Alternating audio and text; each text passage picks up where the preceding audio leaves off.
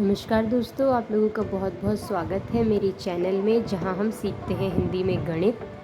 और आज हम सीखेंगे गुणनखंड और गुणज से जुड़े हुए कुछ नियम।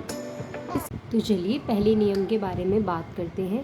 पहला नियम कहता है कि एक हर संख्या का गुणनखंड होता है। जैसा कि हम सभी जानते हैं कि जब हम एक का पहाड़ा देखेंगे तो हम एक के किसी भी संख्या से गुणा करेंगे तो वही संख्या आ जाती है। तो इस तरह हम मानते हैं कि हर संख्या जो है एक के पहाड़े में तो आती ही है। तो जब भी हम किसी भी संख्या का गुणनखंड लिखते हैं तो हम क्या करते हैं, एक उसमें हमेशा रहता है। जैसे हमने देखा था कि 6 के गुणनखंड थे 1, 2, 3 और 6। हमने एक यहाँ पे लिखा था क्योंकि एक के पहाड़े में तो हर संख्या आती ही है। तो जब भी हम किसी भी संख्या के गुणनखंडों को लिखेंगे तो हम क्या करेंगे, एक को ज़रूर लिखेंगे क्योंकि एक हर संख्या का गुणनखंड होता ही होता है। ठीक है, तो चलिए दूसरे नियम के बारे में बात करते हैं। गुणनखंड का दूसरा नियम कहता है कि कोई भी संख्या स्वयं भी अपना गुणनखंड होती है। जैसे कि यहाँ इसे भी हम एक उदाहरण की तरह समझ लेते हैं। यदि हमारे पास संख्या 10 लिखी है और हम इसके गुणनखंड लिखते हैं तो हमें पता है एक तो होता ही है, 2 के पहाड़े में भी 10 आता है, 5 के पहाड़े में भी 10 आता है और 10 के पहाड़े में भी 10 आता है। यानी कि जब भी हम गुणनखंड लिख रहे होंगे तो वह स्वयं वह संख्या जिसके हम गुणनखंड ढूंढ रहे हैं वह संख्या भी अपने गुणनखंडों में आएगी। ठीक है, यहाँ पर हमने 10 के ढूंढे तो यहाँ पर 10 भी है। जिस तरीके से हम 3 के ढूंढेंगे तो एक हम 1 लिखेंगे और एक हम 3 लिखेंगे। ठीक है, तो गुणनखंड का तीसरा नियम कहता है कि किसी भी संख्या के जो गुणनखंडों की संख्या होती है वो निश्चित होती है। निश्चित होती है का मतलब होता है कि फिक्स होती है। जैसे फिर से हम वही एग्जाम्पल ले लेते हैं क्योंकि उसे समझना आसान है कि हमारे पास एक संख्या 10 दी गई है। जब हमने देखा कि 10 के गुणनखंड निकालने हैं तो मैंने आपको एक आसान तरीका बताया था गुणनखंड हम कैसे निकाल सकते हैं। जो वो ये था कि ये किसके पहाड़े में आता है, तो हमें पता है 1 के पहाड़े में, 2 के पहाड़े में, 5 के पहाड़े में और 10 स्वयं के पहाड़े में आता है। तो जो 10 के गुणनखंड अगर हमें कभी निकालने के लिए कहा जाएगा तो हम इन संख्याओं को लिखेंगे, इनके अलावा हम कोई और संख्या नहीं लिखेंगे। इसीलिए ये कहा जाता है कि किसी भी संख्या के जो गुणनखंड होते हैं उनकी जो संख्या होती है वो निश्चित होती है, यानी कि फिक्स्ड होती है। ठीक है, तो चलिए अगले नियम के बारे में बात करते हैं। गुणनखंड का चौथा नियम कहता है कि किसी भी संख्या का कोई भी गुणनखंड या तो उस संख्या से छोटा होता है या फिर उस संख्या के बराबर होता है।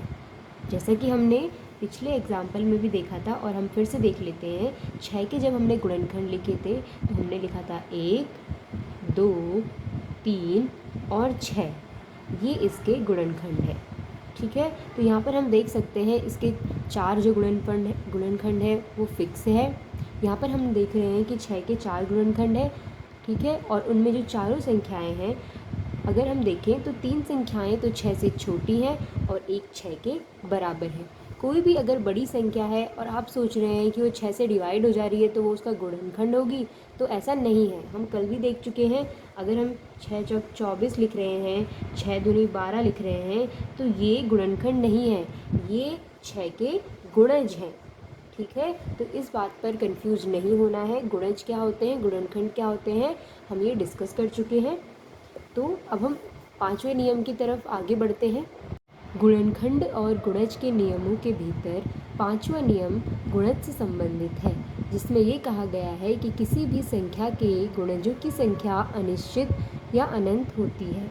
इसका अर्थ ये है कि अगर हम 2 की बात करें, अगर हम उदाहरण के तौर पर 2 की बात करते हैं और हम उसके गुणज निकालना चाहते हैं तो 2 की हम किसी भी संख्या से गुणा करते जाएंगे तो हमें अलग अलग गुणनफल मिलता जाएगा और जो गुणनफल होता है वही उस संख्या का गुणज होता है।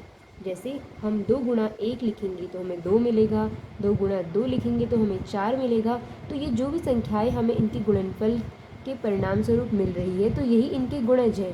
और हम जानते हैं संख्याएं अनंत तक होती हैं, तो हम किसी भी संख्या के अनंत या अनिश्चित गुणज निकाल सकते हैं। ठीक है, तो मैं आशा करती हूँ आपको ये बात समझ आई होगी।